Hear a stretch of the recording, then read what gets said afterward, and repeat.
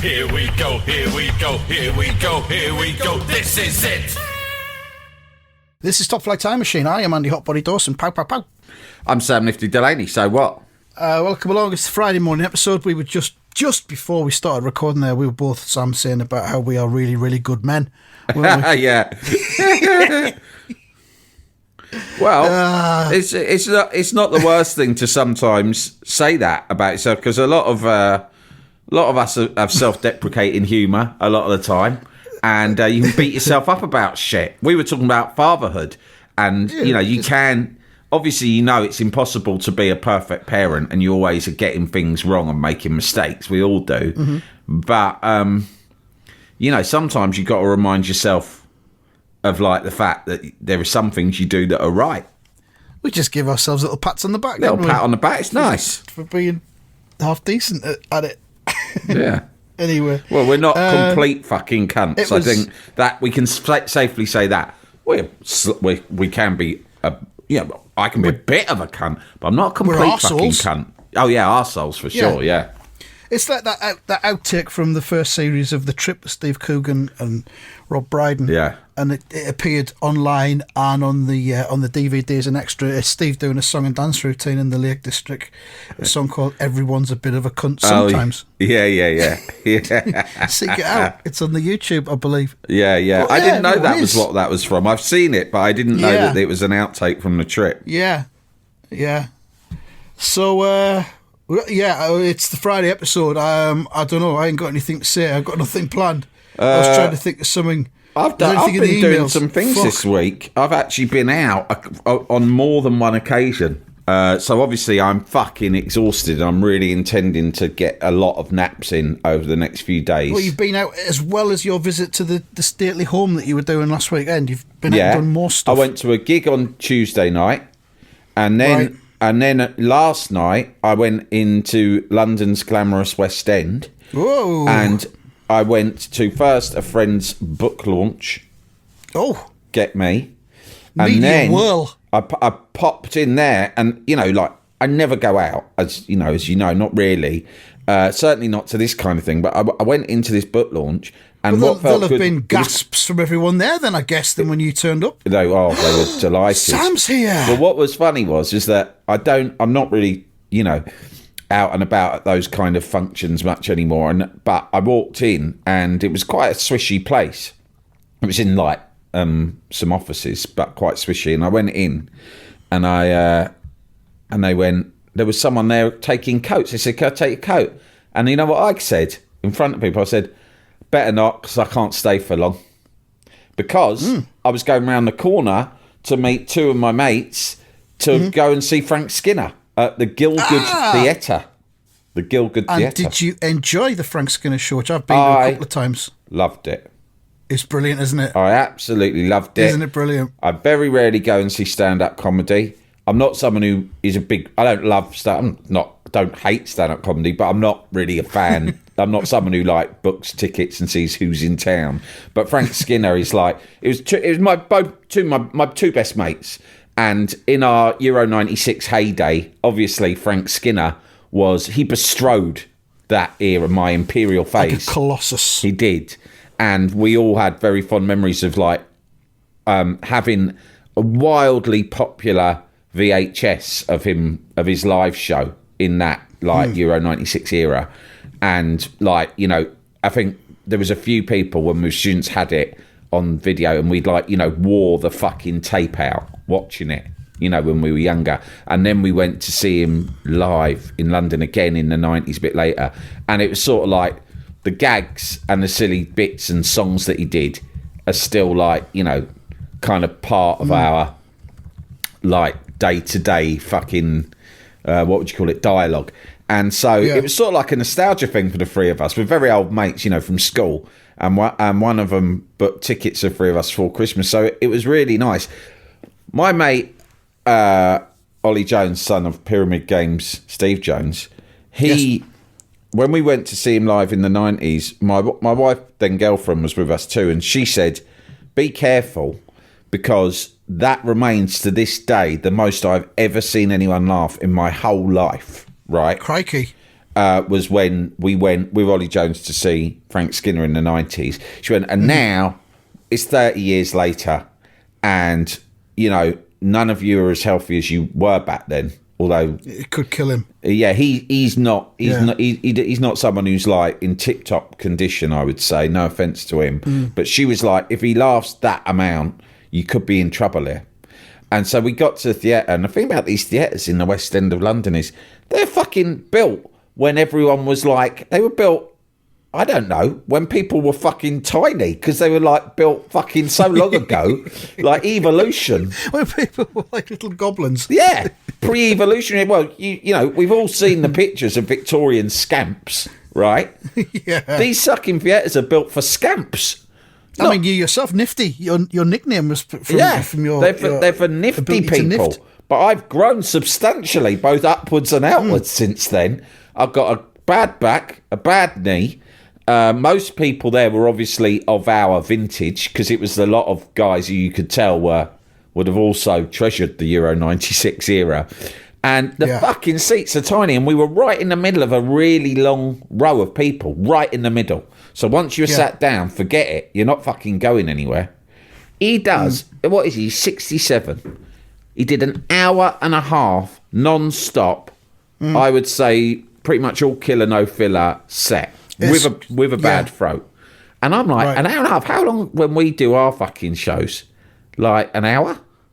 Well, we do an hour and a half, but we have a break in the middle. Plus there's two of us. We go for 20 minutes. Plus there's two of us. Plus, you know, in comparison... They're like a bit shit in comparison to Frank Skinner. Well, what I mean is... It's fair to say that. It's fair. I mean, they're good. Come when we do them. You'll enjoy them if you enjoy the podcast. But fucking hell, Frank Skinner just like relentless. Like, and also, let me ask you, do you think that he has a set that he does in order just the same every night? Or do you think he's such an old hand and a master craftsman that he has a selection of material, he has a loose running order, he goes out there and he sees which way the wind blows? Well, I saw it in Edinburgh when he did an hour, and then I saw him do it in Middlesbrough as well a few months ago. He was doing like a warm-up for the London shows. And it's the same show, apart from the fact that he does a lot of crowd work. Yeah, he does. He does a lot of crowd work. So I've seen it twice, and it's different because he's dealing with different people. Yeah. In the front couple of rows each night, but then the stand-up bit itself is the same material, but like he's expanded it from an hour to an hour and a half, and I think he's touring the UK with it as well later in the year. And I've got tickets to see him in Stockton, which is where I was last week. That keeps coming up on this show. I'm pretty much a Stockton resident now. Stockton it's so weird. The universe is trying to tell us something about Stockton-on-Tees, almost as if we should move our corporate HQ there or something. Well, it's right next to the Teesside retail park that I was talking about last week, which is a fucking proper Xanadu of retail and food and drink and cinema viewing. I'm gonna get myself up there. Maybe Stockton's where it's at. I guess it is. But yeah, I'm gonna go see him in Stockton whenever that's on next month, I think. Funnily enough, he mentioned Teesside because he said that you might remember this gag, but he said that every year he buys his partner a dozen red roses on Valentine's Day, and he said, and it costs 60 quid, right? And everyone goes, fucking hell. And he went, I told that gag, I said that in Middlesbrough the other week. He goes, and there was a near riot in the theatre. He said, here in the West End, you're all going, oh, not bad, pretty reasonable. He went, in Middlesbrough, they were pretty much tearing up the seats of the theatre and throwing them everywhere in rage. Yes, I was there. I can confirm that did happen. Yeah. No, it is really good. I mean, like I said when I saw him in Edinburgh last year, it feels like he's not the comedian he was. Everything's a lot more measured, and he's a lot slower than he used to be. And and you can tell that he's got this love of poetry because there's so many of the words that he uses and the phrases are just so well chosen. He's very lyrical, and it's just like a stand-up masterclass. I think it is. Yeah, I agree. It's so good. I agree. It's up there with like Billy Connolly stuff, I think. We were there, and sure enough, my mate laughed. Like, the whole theatre was laughing throughout. But comfortably, my mate, Ollie Jones, was just like laughing louder and longer and more intensively than anyone else in the whole theatre throughout the show, right? And I was like, that's nice. And I was really enjoying Frank Skinner, but I was also like enjoying the fact that my mate was enjoying himself so much. Yeah, it's right? infectious. And I thought that's really nice. Because he'd been looking forward to it so much. Like he's a super fan, and he was like so excited for months since we booked the tickets. And I was like, that's really nice. And then when we left, we were standing outside, or we were on the tube on the way home, and he went, so what's your analysis of the show? And I went, what do you mean? He goes, what did you think? And I went, well, I thought it was brilliant. I said, obviously. I said, I don't know why you're asking. Like, we all laughed all the way through. It was brilliant, wasn't it? He went, yeah, it was all right. I thought it could have been ruder. And I was like, mate, you fucking laugh more than anyone throughout the whole fucking thing. He went, yeah, I mean, it was funny, but I was hoping for some more blue material. I was like, what are you talking about? There was like a lot of blue material. He went, yeah, I just feel like in the 90s he did a lot more about anal sex. He's 67. Well, yeah, I mean, he did mention a couple of times and he about like putting fingers in the ass. He went, yeah, but that was in a dog's ass. He was genuinely like, it was a complaint. He went, he did a bit about putting his fingers in his dog's ass. He said, which, if you'll remember, is a callback to a gag he did in that 90s show about his dog having something up his arse. And I said, I don't remember that. I don't remember that either. I don't remember that. And he went, I just feel that in the 90s show, there was a lot more about, anal sex with a woman. And I was like, yeah, okay. And you were disappointed. He went, yeah, I thought he'd do that. He goes, but, he's 67. Maybe he thinks he can't get away with that anymore. I was like, to be honest, I'm not that prescriptive about the subject matter I'm hoping to see or expect to see. I just want to laugh. He could be talking about fucking anything. Do you know what I mean? So I thought, it was just so weird because he'd laughed so much. But then on the train on the way home, he was a bit like, a bit disappointed. I mean, fine. A bit forlorn. It was like, it could have never lived up to how high his expectations were, I mean, how much would he have laughed if there had been that kind of material that he craved? He could have. Bum sex jokes are fine, but at the same time, I was just as happy to hear. I mean, some of his jokes aren't even jokes; they're just like he'll just say something that happened. Do you know what I mean? Yeah. Like he called up his brother and said, "Are you going to get the COVID vaccine?" Oh yeah. And his brother said, "I don't know. I haven't thought about it." He said, "Well, I think you should." Because it's, you're old and it would be a good idea. And his brother just went, is it free? And he went, yeah, it's free. He went, well, then, of course, I'll get it. Fuck it, I will then. Yeah. And it's like, that's it. There's not a joke in that. It's just a funny thing. But then he does do sort of old-fashioned jokes too. We shouldn't give too much away. No, we shouldn't. We shouldn't ruin it. But anyway. I honestly, it was the best thing I saw at Edinburgh last year. And I saw about 20 shows when I was up there. But on tour throughout the land. Yeah, well worth seeing. Brilliant. I really enjoyed it. Oh, the power of laughter, Andy. It really is a balm. It's so therapeutic. Yes. It's so therapeutic. But it is. It is, though. I mean, getting back to Edinburgh again, this is what I was saying when I was up there last year. This thing, you go into a room and, if you're lucky, you laugh constantly for an hour. And then you come out and you just feel so good. And then you go off and you go and do it in another room somewhere else. Well, funny enough, I was talking to another mate. And he was, fucking Sammy two mates. Yeah, right. Well, I went with two mates. So, the old little bit of a mental health chat, right? Nothing too intense or serious, but talking about like he was going. People say self-care, and I've been doing. I went, oh yeah, the old self-care is wonderful. You got to get all over the self-care, mate. And he goes, yeah. He goes, so I tried a bit of medication, meditation, bit of yoga, can't remember what else, something or other, exercise. And I went, yeah. And I went, but to be honest, mate, I said, all that stuff, fine. If it helps, great.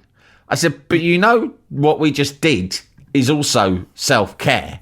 I said, self-care is basically doing something that brings you a sense of pleasure or happiness.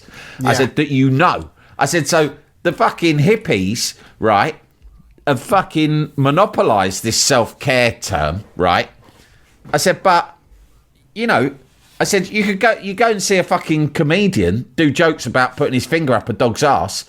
If you're laughing for the full hour and a half, that's fucking self-care. And actually, if you go to the pub with your mates and they make you laugh for an hour, or they don't even make you laugh, you just talk shit about fucking football or whatever it is, that's fucking self-care. If you sit and watch your favourite programme with a bowl of peanuts and a cup of tea, that also is self-care. So you don't have to fucking... Because everything seems to be like a new thing you have to learn, right? Or a new fucking thing you have to, like, make an effort for.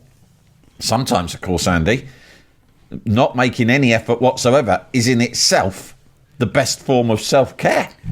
Well, that thing about laughing and humour and all that, we've said this before, the worst kind of people are the humorless. Oh, yeah. And the kind of self-care that they prescribe is the sort of humorless self-care. Yeah. Well, because they haven't got the ability to find joy and there's humour and things. There's a lot of it about, isn't there? I mean, part of Frank Skinner's show is like, he does, he's not one of those comedians who goes, oh, you can't say anything anymore. He does a funny bit on that. But, it's like that the world is a more humorless place. And if you look at like your Andrew Tates or your Jake Humphreys of this world, who are out there basically constantly preaching the virtue of hard work, there's something extremely Tory about that. Do you know what I mean? That like now the route to any kind of contentment always lies in hard work and so-called self-improvement or advancement. Yeah. Right? And it's like... bullshit. And they're all fucking... They don't laugh at anything. They've got no humour at all because you can't be, because you're like, now's not the time for laughing. Now it's the time for seriousness. We can't fuck around joking. I'm on a constant fucking... Yeah. It's like the Greg Wallace Saturday thing that appeared this week, and it was an incredible read. Yeah. And I don't even think we can go into it because it's been covered by everybody, and every aspect of it's been poured over, and it is... Yeah, it's magnificent, but more magnificent than the Greg Wallace thing itself is the funny clips that people have been putting online saying this is Greg Wallace when his unwanted son wants to spend time with him. And have you seen those? And people are just choosing different clips of people going fuck off. Yeah. Oh, Greg Wallace when it's 3 p.m. and it's time to leave your son and go play your computer game. But yeah, there is... Greg Wallace is someone who has got his fucking entire day mapped out from 5 a.m. until bedtime at 8 p.m. And there's no humour there at all. There's no fucking joy in any of it. I can imagine his poor son having to spend an hour and a half with him. I think the whole there's a cult of these words consistency and routine, right? And I really hate both of those concepts, consistency and routine, because they're really boring. Do you know what I mean? Like, consistency means literally doing the same thing over and over again, which to me is a definition of fucking really boring, right? But having said that, it is also, it's a symptom, if you like, of autism, needing routine in your life. Yeah, so some people need it. Perhaps, I'm not going to make an assumption about Greg Wallace, but he's got a son who's autistic, and there's possibly some of that in him himself. Yeah. I'm not saying anyone who needs or practices routine is boring. But what I am saying is that there is a lot of messaging out there that tells people who are feeling vulnerable or not quite content with their lives or whatever, that the answer is always in hard work, routine, consistency. And that self-improvement. That is not always the case. Very often, rather than trying to take a step forward, taking a step back is the best fucking thing you can do. Yeah. Jalapeño. Here's a brief but annoying message to let you know that you wouldn't be hearing this brief but annoying message if you were a subscriber to our Iron Filing Society Patreon offering. For the price of a pint and a St. Clement's each month, you can get up to 4 episodes a week, 9 months before the rest of the world gets them. Early access to regular episodes, lots of other marvellous benefits, and there's absolutely no adverts or brief but annoying messages like this that will get right on your tits. Find out more and subscribe now at tftimemachine.com/ironfilings. Jalapeño.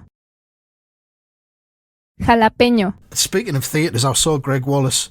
I was at the theatre 18 months ago to see Jerusalem, and Greg Wallace was sitting 2 or 3 rows in front of me, and he laughed at all of the jokes, but just that little bit too loud. Oh, because he wanted attention. Now, for someone who you would think wouldn't want to be seen and be bothered by the public, he fucking loved it, yeah. And he supports, don't you? You know he supports. What? You know who Greg Wallace supports. Is it Millwall? Yeah, it's Millwall. And there's a rumour that he's got a Millwall tattoo. And there's also a rumour that he got into Spot or Bother down there back in the day before he was famous. Anyway. Right. What I do know... Dog? There's a number of different stories that have been documented in the papers. One of the maddest ones is Greg Wallace was at I'm sure we talked about this at the time, but he was at a corporate event he'd been invited along to do like a little, personal appearance or whatever. And he took his girlfriend with him and everyone was getting pissed, and one of the people from the firm that had invited him along was allegedly drunkenly flirting a bit with his missus. And Greg Wallace just fucking beat the geezer up. Whoa. You know what? This is obviously we're on very shaky ground here. I say I am, right? So I better just quickly check this because I can't have dreamt it, right? Well, he does work out 5 days a week, it says here. Okay, I found it, right? It's in the Mirror, right? And there's a picture of it as well, of him literally battering some geezer at an event. I seem to remember that picture. That's just come up in my mind's eye. This is the moment MasterChef's Greg Wallace brawled with a fan who allegedly groped his girlfriend's bottom. The picture shows Greg launching himself at Paul Bates after the Marriage magazine boss became disrespectful during the Dinner with Greg Wallace event. They should have called it a fight with Greg Wallace on Saturday night. Fucking hell. The former greengrocer, they've slipped that in there, haven't they? The snobs. You'd expect better from the Mirror, right? The former greengrocer stepped in to defend his girlfriend's honour at the posh hotel bash, like a musketeer might do, Andy, sending glasses flying and left Mr. Bates sprawled over a table. But Greg insisted today that he, in quotes, did what any bloke would do to defend his 27-year-old girlfriend, Anne-Marie Sterpini. I think this is the woman he's married to now. I don't know, actually. This is 2013 this went down. Yeah, it's the same woman, though. And the geezer he beat up, he looks a bit like... I'm going to say, he looks like Julian Fellows. He looks a bit like our old friend Julian Fellows. He looks a bit like... Who was the geezer in Coronation Street? Fred Elliott. Yeah, he looks a bit like Fred Elliott, and he looks like someone, I'm not sure. He looks like a side character from Roy the Rovers. It doesn't look like a fair fight. He looks like he's been drawn by David Skew. Well, I don't know. I might back the big guy because he might not have what he lacked in speed, he'd make up for in power. In bulk. As I understand it from this story, Greg Wallace did win the fight. The other thing about Greg Wallace I was remembering was I did meet him a few times when I used to work on 5 Live, and it turned out that at the time he lived not far from me, so I asked him for a restaurant recommendation, because I'd only just moved to the area, and he told me that he lived nearby, and I said, any good Italian restaurants? And he went, I've got an absolute corker, and he recommended it, and the story is pretty boring and straightforward, but it was genuinely a really good restaurant, and I've been back a few times since. Well, there you go. He's not all bad then, is he? And finally, I don't know if I've ever told you this, but years and years ago, I'm talking about around 2007, 2008, I did a podcast. I don't know. This is a bit like when you're in a relationship and you tell someone that you had an ex that you'd never revealed before. But I did a podcast that lasted for about a year and a half. I did it with my brother-in-law, whose name still is, he's not dead, Tom Pallai, and Kat Shube, who's an old friend of mine, who is now a presenter on Magic FM. I think she does like drive time on Magic FM. Right. And she was an old mate, and we did it, and it was called Stupid Telly. And it was all right. It was before podcasts were big. Right, and we did it for a laugh, and it was all right. But it was a right pain in the arse, Andy. We used to go into the West End and meet up at a studio. Can you imagine? Ugh. Yeah, fucking hell, fucking waste of time. Anyway, it was called Stupid Telly. I doubt you can still find it, but I did one time we used to get guests on. It was about TV, and sometimes I'd try and get guests on just as a favour. Yeah, I know. Ugh. Again, like ridiculous. But one time I did get Greg Wallace on, and I got him on the phone. I somehow got hold of his number, and I called him up and just said, "Can you come on this podcast now?" And he was like, "Yeah, all right." Yep. And I really want to dig it out now because there's been so much Greg Wallace chat. I'm going to try and find it or see if my brother-in-law or Kat's got it. Because it's I can't remember why, but I got really into talking to him about meat, and I got him. Yeah. I was being silly, Andy. I was being very silly, and all I remember was I tried to dig into. I always had this impression when I used to watch MasterChef when it first started with him and John Turode, that him and John Turode would go out on the massive piss together for really long, boozy, indulgent lunches, and so I was really pushing that, saying, "Is this true? Is this what you do? This is what I imagine you do." And he was like, "Yeah." And then I said, "John Turode has a restaurant that specialises in meat, doesn't he?" He went, "Yeah." And I said, "Do you ever get so drunk that you just go out the back to the kitchen and get hold of the raw meat and start dressing yourselves in it?" And he went, "Yeah." But I think it was a case of me being so silly that I'd just made him, I don't know, maybe I'd confused him, and he just thought, I'm just going to go along with this. Because I'll seem like I'm one of the guys. Maybe. I don't know. But that's at the heart of everything. All of those things I've told you about him, apart from desperation to be loved. Yeah, man. You know, he's okay, right. He beat someone up for groping his. Yeah. I mean, I suppose he says what any bloke would do. I don't know. If someone squeezed my wife's ass, would I beat them? I mean, that is a line that was crossed there. I suppose I would, yes, beat someone up. But then I sort of think, it's like, I probably would, but I would regret it, because you don't need to beat people up. Do you know what I mean? No. You don't really need to beat people up, and, you know, you don't need to defend. Anyway, I'm not criticising for that. Whatever, you know, we all make mistakes. The Millwall thing, obviously, that doesn't sit particularly well with me. But recommending the restaurant and coming on my old podcast, despite the fact it only had like 2 listeners, I can't knock the bloke for that. There's a lot of pluses, definitely, yeah. I was going to say something. What was it? I don't know. Yeah, but the thing with him and John Turode presenting that show that, to be honest, I've barely ever watched. I don't get what it is about them. Neither of them seem to have any kind of charisma or any sort of, you know, redeeming features. When it started, I loved it. Present the television because show. I thought they were so strange. That was the appeal to me. There's something really weird. Yeah. The appeal to me was probably because so many presenters are like the way, you know, like on that Alan Partridge show. Not Alan Partridge, but the woman who he presents with. What's it called?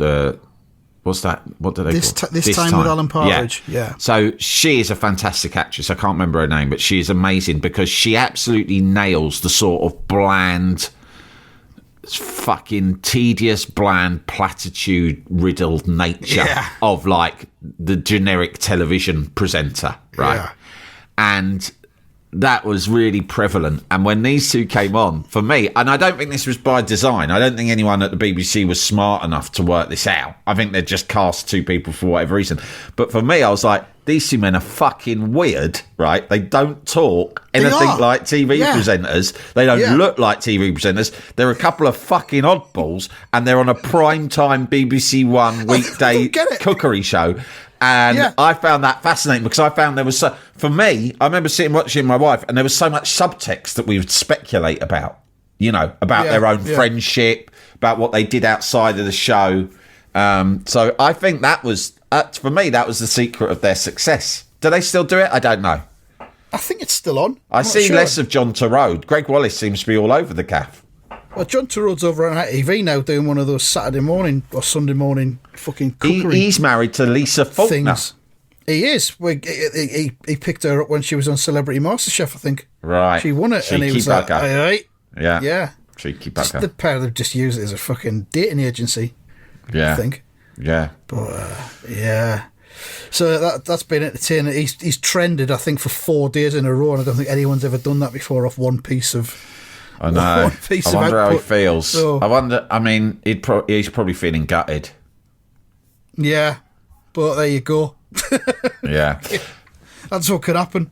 I just had one other thing that I wanted to tell you was that on Tuesday, another thing I had to go out to. I went to like a sort of an event, and it was about, in the daytime this was, right?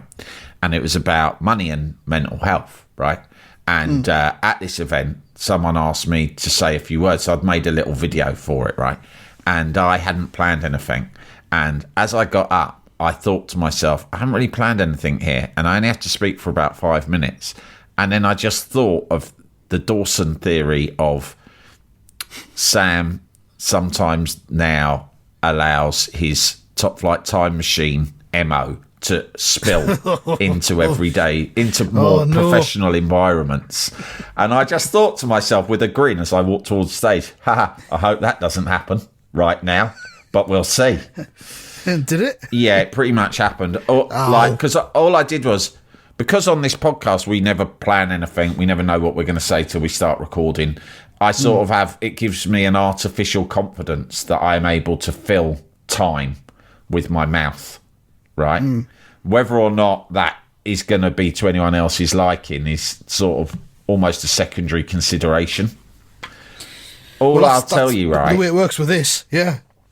All I'll tell you is that my final line, which is the only bit I remember because I sort of blathered on and it all went past in a whirlwind, and I sort of thought I'll just end when I feel like it's an appropriate time to end. And my final line of this little talk to a room full of people who were like mental health advocates, business people, there was even a couple of politicians there, I think, was just to reiterate before I wrap up, there is absolutely nothing wrong with my penis, but my teeth, totally fucked. Thank you. And then I stood down.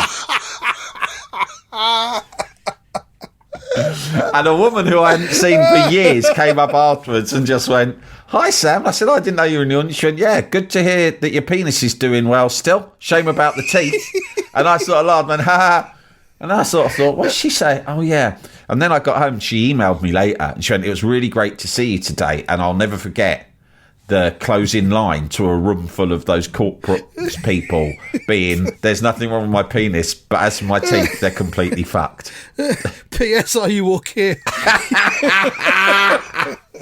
And when I saw that, when it dawned on me that had been my closing comments, my final thought, if you will, I thought, yeah, this is this morning all over again. Dawson's warned me about this time and time again, that I have to get my head out of Top Flight time machine and into the real world sometimes.